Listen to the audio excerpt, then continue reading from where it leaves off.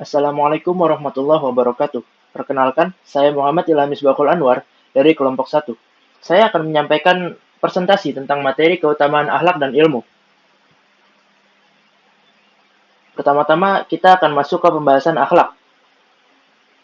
Tapi, sebelum masuk ke pembahasan materi, saya ada satu hadis yang bagus yang disampaikan oleh Rasulullah SAW, yang mana Rasulullah SAW bersabda, tidak ada sesuatu yang lebih berat dalam al-mizan atau timbangan daripada akhlak yang baik. Hadis diriwayatkan oleh Abu Dawud. Untuk pembahasan yang pertama, kita akan masuk dulu ke pengertian akhlak. Jadi, akhlak menurut bahasa etimologi ialah bentuk jamak dari huluk, yang berarti budi pekerti, perangai, tingkah laku atau tabiat. Akhlak disamakan dengan kesusilaan sopan santun. Huluk merupakan gambaran sifat batin manusia, gambaran bentuk lahiriah manusia seperti raut wajah, gerak anggota badan, dan seluruh tubuh. Dalam bahasa Yunani, pengertian huluk ini disamakan dengan kata ethikos, yang kemudian berubah menjadi etika. Lalu, dalam Kamus Al-Mujadid, khuluk berarti budi pekerti, perangai, tingkah laku, atau tabiat. Akhlak diartikan sebagai ilmu tata krama. Ilmu yang berusaha mengenal tingkah laku manusia, kemudian memberikan penilaian perbuatan baik atau buruk sesuai dengan norma-norma dan tata susila. Lalu, secara umum, akhlak adalah suatu bentuk karakter yang kuat di dalam jiwa yang darinya muncul suatu perbuatan yang bersifat iradiah, ikhtiariah, atau kehendak pilihan, berupa baik atau buruk, indah atau jelek, sesuai dengan pembawaannya, menerima pengaruh pendidikan yang baik atau buruk. Lalu berikutnya, ada hakikat akhlak. Menurut Imam Al-Ghazali, hakikat akhlak mencakup dua syarat, yaitu perbuatan itu harus konstan, yaitu dilakukan berulang kali atau kontinu dalam bentuk yang sama, sehingga dapat menjadi kebiasaan atau habit forming. Misalnya, seorang hanya memberikan sumbangan harta hanya sekali-sekali, karena dorongan keinginan yang tiba-tiba muncul saja, maka orang itu tidak dikatakan dermawan selama sifat demikian itu belum menjadi kebiasaan dan belum merusak dalam jiwa. Lalu yang kedua, perbuatan yang konstan itu harus tumbuh dengan mudah sebagai wujud refleksi dari jiwanya tanpa mempertimbangkan dan pemikiran. Yakni bukan karena adanya tekanan-tekanan atau paksaan-paksaan dari orang lain atau pengaruh-pengaruh rayuan dan sebagainya. Misalnya, orang yang memberikan harta benda karena tekanan moral dan pertimbangan, maka belum juga termasuk orang yang bersifat dermawan. Lalu akhlak sendiri terbagi menjadi dua, yaitu akhlak terpuji atau akhlak al-mahmudah atau al-karimah, dan akhlak tercela atau akhlak al-mazmumah atau al-qahihah. Akhlak terpuji sendiri seperti sopan santun, berterima kasih, dan menolong orang lain. Harus diterapkan dalam kehidupan sehari-hari. Sedangkan akhlak tercela seperti mencuri, berkelahi, terus mencemooh orang lain, itu harus dijauhi dan ditinggalkan. Jangan sampai dipraktikkan dalam kehidupan sehari-hari. Lalu yang berikutnya adalah ruang lingkup akhlak.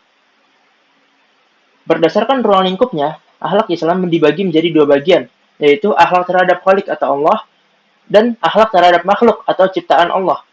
Akhlak terhadap makhluk masih dirinci lagi menjadi beberapa macam, seperti akhlak terhadap sesama manusia, akhlak terhadap sesama makhluk hidup selain manusia, dalam hal ini yaitu hewan dan tumbuhan, akhlak terhadap benda mati. Lalu sumber-sumber ajaran akhlak.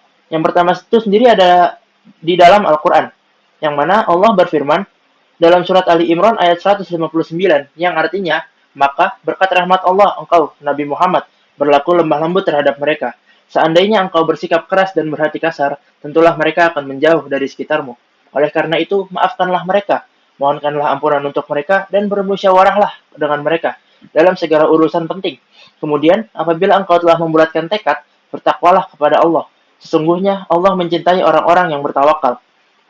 Lalu sumber ajaran akhlak yang kedua adalah hadis. Dari Anas bin Malik radhiyallahu anhu, Rasulullah shallallahu alaihi wasallam bersabda, "Sesungguhnya setiap agama memiliki akhlak, dan akhlak Islami adalah rasa malu." Hadis riwayat Ibnu Majah. Dan yang ketiga atau yang terakhir ada tingkah laku dari Nabi Muhammad shallallahu alaihi wasallam. Kita semua tahu betapa mulianya akhlak Nabi Muhammad shallallahu alaihi wasallam. Bahkan dalam sebuah kisah diceritakan ada seorang pengemis Yahudi yang selalu mencemooh beliau, tapi beliau terus memberikannya makan, bahkan hingga akhir hayat beliau. Dan kita semua, saya rasa udah tahu soal cerita itu. Lalu yang berikutnya adalah keutamaan akhlak. Yang pertama, dicintai oleh Rasulullah.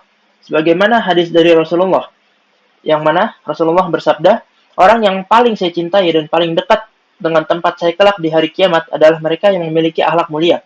Sementara orang yang paling saya benci dan tempatnya paling jauh dari saya kelak di hari kiamat adalah mereka yang keras dan rakus, suka menghina dan sombong. Hadis riwayat Tirmidzi. Lalu yang kedua, berat timbangan kebaikannya di hari akhir kelak. Yang mana Rasulullah SAW juga bersabda, tidak ada sesuatu amalan yang jika diletakkan dalam timbangan lebih berat dari akhlak yang mulia. Sesungguhnya orang yang berakhlak mulia bisa menggapai derajat orang yang rajin puasa dan rajin sholat. Lalu yang ketiga, kita akan mendapat jaminan masuk ke surganya Allah. Sebagaimana sabda Nabi Muhammad SAW, saya menjamin sebuah rumah tepi surga bagi orang meninggalkan debat sekalipun ia benar, dan sebuah rumah di tengah surga bagi orang yang tidak berbohong sekalipun hanya bergurau, dan rumah di atas surga bagi orang yang mulia akhlaknya. Hadis riwayat Abu Daud. Dan yang keempat, mendapat kedudukan yang tinggi di akhirat. Sebagaimana sabda Nabi SAW, tidak ada kemelaratan yang lebih parah dari kebodohan, dan tidak ada harta kekayaan yang lebih bermanfaat dari kesempurnaan akal. Tidak ada kesedihan yang lebih terisolir dari ujub atau rasa angkuh, dan tidak ada tolong-menolong yang lebih kokoh dari musyawarah. Tidak ada kesempurnaan akal melebihi perencanaan yang baik dan matang, tidak ada kedudukan yang lebih tinggi dari akhlak yang luhur, tidak ada wara yang lebih baik dari menjaga diri, memelihara harga dan kehormatan diri, tidak ada ibadah yang lebih mengesankan dari tafakkur atau berfikir, serta tidak ada iman yang lebih sempurna dari sifat malu dan sabar. Hadis riwayat Ibnu Majah dan At-Tabrani. Lalu kita masuk ke pembahasan ilmu, atau dalam bahasa Arab disebut ma'rifah. Di sini saya ada quotes dari Imam Syafi'i, yang mana beliau berkata, barang siapa belum pernah merasakan pahitnya ilmu walau sesaat, ia akan menelan hinanya kebodohan sepanjang hidupnya. Pertama, kita masuk ke pengertian ilmu terlebih dahulu. Ilmu merupakan segala bentuk proses kegiatan terhadap suatu kondisi atau keadaan tertentu dengan memakai alat, cara, metode, dan prosedur. Kita akan langsung masuk ke pembahasan yang kedua, yaitu sumber ilmu. Menurut buku Filsafat Ilmu karya Amsal Bakhtiar, sumber ilmu pengetahuan berasal dari 4 hal, yaitu pertama, empirisme, yaitu memperoleh ilmu berdasarkan pengalaman indrawi. Dengan indera, manusia bisa menghubungkan hal-hal yang bersifat fisik ke medan intensional, atau menghubungkan manusia dengan sesuatu yang konkret material. Lalu yang kedua, ada rasionalisme, yaitu memperoleh ilmu dari hasil pemikiran akal. Pengakuan yang diakui benar semata-mata hanya diukur dengan rasio. Lalu yang ketiga, intuisi.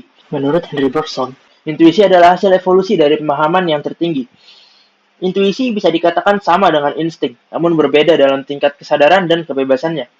Lalu yang keempat adalah wahyu, ilmu yang langsung diturunkan Allah Subhanahu wa taala kepada para nabi dan rasul. Para nabi memperoleh pengetahuan tanpa upaya dan memerlukan waktu tertentu. Pengetahuan mereka terjadi atas kehendak Allah Subhanahu wa taala. Lalu kita akan bahas tentang keutamaan ilmu.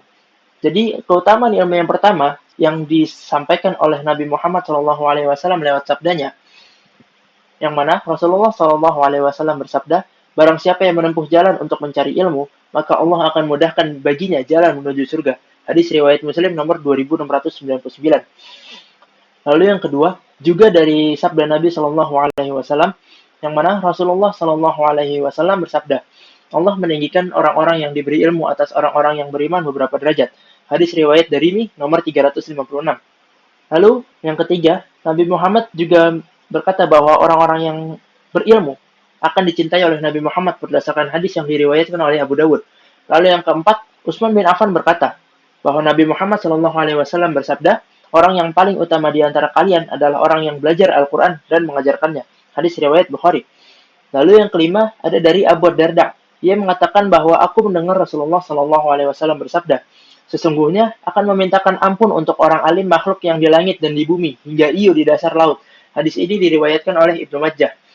Lalu yang terakhir yang keenam, Rasulullah SAW juga bersabda, barang siapa menginginkan kebahagiaan dunia, maka tuntutlah ilmu, dan barang siapa ingin kebahagiaan akhirat, tuntutlah ilmu. Dan barang siapa yang menginginkan keduanya, tuntutlah ilmu pengetahuan. Jadi sekian presentasi dari saya tentang materi keutamaan akhlak dan ilmu. Kurang lebihnya saya mohon maafkan. Wassalamualaikum warahmatullahi wabarakatuh.